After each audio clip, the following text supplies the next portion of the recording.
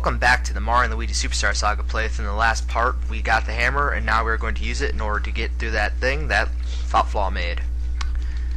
And there's a little shortcut, just for you guys. Flaw thinks he's so big and bad making this block. Well, here we go. The block has been pilfered. Thinks he's so big and bad making that block. Or nut. Another way to heal both of us. Okay. Going to be almost closer and closer to the end.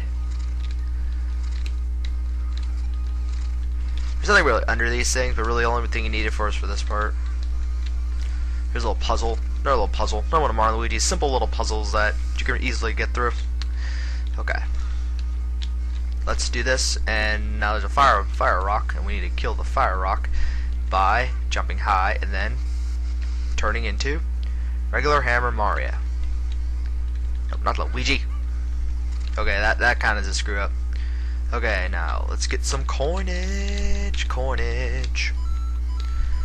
get us some coinage. This is also the first Mega Mike 15 video of 2009. It doesn't really feel any different, so really it's just the first video of 2009. Okay, now here's the cart minigame. We're going to need to do this minigame anyway in order to get through this cavern, which we're going to need to get to the best of the mountains. I don't really care about the dialogue. Guess I want to ride the carts. And this minigame is pretty simple. Most of the minigames in this game are simple except for one, which pisses me the fuck off. But this one, it's really simple. You just have to get 10 jewels of the corresponding color. Keep on Luigi so you can see them, because you can't see Luigi's side. Needs to get, there's like some with Luigi, some for Mario. With Mario you can see them fine, but with Luigi you can't. You also gotta avoid some chomps. Of course, I think this basically did this just to lengthen the game with areas that can pretty much just see like that. So you can't see it. And I did not know you could move that. I think I did know you could move this before. I don't think I remember you can move it. I think I always left it stationary. Sort of like when I was playing Kingdom Hearts RE Chain of Memories, which I got for Christmas. I kinda didn't know that you could what? Oh yeah, you couldn't. You could move Sora when you're doing one of the Winnie the Pooh mini games. You know, the one where you have to scavenge all the vegetables and whatever. I know you can move your crap. Okay. This minigame is actually pretty simple. It's really self-explanatory of what you're supposed to do. And this is some good oh! You gotta be shitting me, I missed that one. Oh, you've got to be kidding me. Well, it's really easy. Last time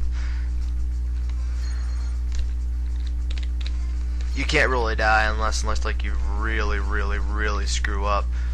See, by the time you get to the end of this thing, you get 11. See, you're really good. See, I got 11, so it's really easy minigame. It's one of the simpler ones of the game. Okay, let's just go on and continue, and here we go. We're in the cavern, and this guy, he somehow got all the way over here really fast. Now, let's just continue. Here's another save point. Don't really care about that. Okay. There's a hammer, and we're going to get some information on how to use hammers in battle. Now, the hammers in this game are pretty different from Paper Mario, and I'll let these guys explain. I'll let them explain what I'll explain during the commentary. Okay, so here's how the hammers work. Unlike in Paper Mario, where it's like really simple, these ones are a little bit more strategic in their nature. It's like if you hold it too long, if you hold the hammers too long, you're gonna fuck up. I normally fuck up with the hammers. Yeah, see, when they shake, that's when you're supposed to do it. If you don't, then somehow the top of the hammer comes off, and you pretty much lose. That's pretty much all that happens. Hold a little bit longer. Oh, and I'm screwing it up. Release the button, and that's smart. That left a mark. Okay, I left a mark, apparently. Want to try again? No, because it's really simple. The defense action with the hammers is kind of difficult. Bonk, perfect hammer. Yeah, and they came from the Mine cartoon that were not behind them. Yeah, you'll learn some bro attacks with the hammers later on in the game, which you're going to be able to use the holes. I'm not sure you can use them right now. No, you can't. Carts again. Suspenders. Suspend! See, that's one of Mario and Luigi's best jokes. That's one of the first jokes. You know this game doesn't take itself very seriously. Now, what do I mean by you don't know bro attack yet? Well, let's just hit Mario with the hammer right now.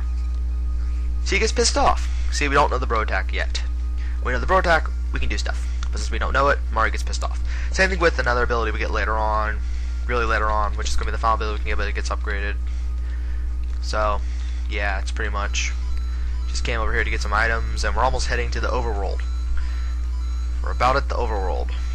Okay. Good way to earn some coinage.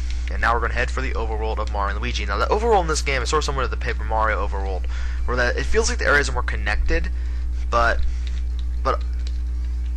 sort of like the sequel to Paper Mario. The sequel to Mario and Luigi is sort of more streamlined. Like what I didn't like about. Oh yeah, first let me talk about these enemies. These are sort of like spinies. You just have to kill them with the hammer. So it's pretty much like in Thousand Year Door, the areas are connected by sewer pipes, and I didn't like that. In Partners in Time, it's more they're connected by time holes. I hope in the sequel, Mario Luigi 3, they go into a more open-ended style. I don't think they're going to, but I hope they do, because it felt better open-ended. Now Mario and Luigi, now the original Super Mario I didn't really care about, but okay. So I'll just pause right here. So like I was saying, the Super Mario RPG I didn't really care about the world map because it was the first time effort, but with Paper Mario and this, I really like their open-ended structure. Okay. Alright, there we go, another battle. Yeah, it's sort of like the more open-ended structure of the Mario, of this and Paper Mario more, because it felt like the world was more connected. Okay, now here's the world map. This world also feels more like Zelda than anything. Now, here we have a Monty Mole. Sort of like Monty Moles, apparently. These enemies are more like Monty Moles. See, Defense Action Man is kind of tricky to use if you're new to the game. It's really difficult to use. Oh god, the Defense Action Man. See, that's how tricky it is. Now, it doesn't really matter with this enemy if you jump on or not. It doesn't really matter. Well, that was good lag. You can do either. But it's a spike enemy, it's like no dur, just use the... Okay, Woo Beans. Those are for side quests later on. Actually, not really later on. It's really quite near. Okay, now we have to head for the Bean Bean Castle. Now, whatever you do, it's right here. Whatever you do, do not go anywhere. Do not go over... Yeah, don't go up there when I say like a right path, because that will lead to way too powerful enemies, and since you're at this level, you get your ass kicked. Just go this way, and you're good. Oh my god, what the hell happened to this town? Everything's in danger. What the hell? What the hell happened to this town, bitch? What the hell happened in this town? Well, we're gonna find out. Right now. Something happened in this town. Hey buddy, what happened to the town? Kekla attacked. Oh my god. Why is she here? Well, we're going to find out next time. Tune in the next part where we find out what Kekla is doing here. See you around, guys. Bye.